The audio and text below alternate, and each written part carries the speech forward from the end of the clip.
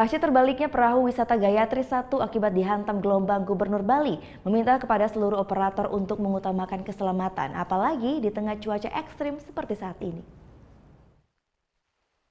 Terbaliknya perahu wisata Gayatri 1 di perairan Pulau Serangan Selasa kemarin masih diselidiki oleh aparat Polair Polresta Denpasar. Penyidik kesulitan mengumpulkan informasi karena nahkoda perahu Febrian Lau menjadi salah satu dari 3 korban tewas dalam kecelakaan tersebut.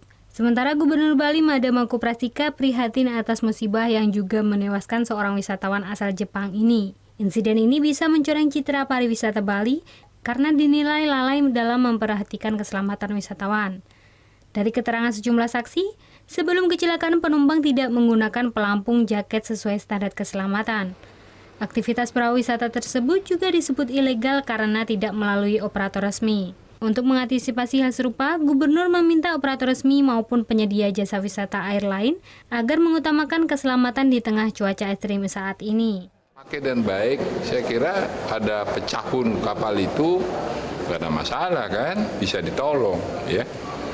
Nah itu, jadi kalau misalnya sudah gede benar ombak, cepat beritahulah ke darat atau menghindari, jangan ditembus terus gitu ya. Perahu wisata Gayatri 1 yang mengangkut 4 wisatawan asal Jepang Selasa pagi dihantam gelombang dan terbalik di sekitar perairan Pulau Serangan. Akibat peristiwa tersebut, nahkoda beserta istrinya dan seorang wisatawan Jepang tewas. Muhammad Hasanuddin melaporkan untuk NET.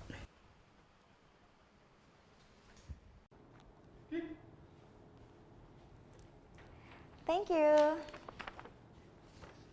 Udah selesai nonton beritanya? Jangan pergi dulu dong. Subscribe dulu dan nonton tayangan lainnya di sini. Subscribe, nonton lagi. Subscribe, nonton lagi.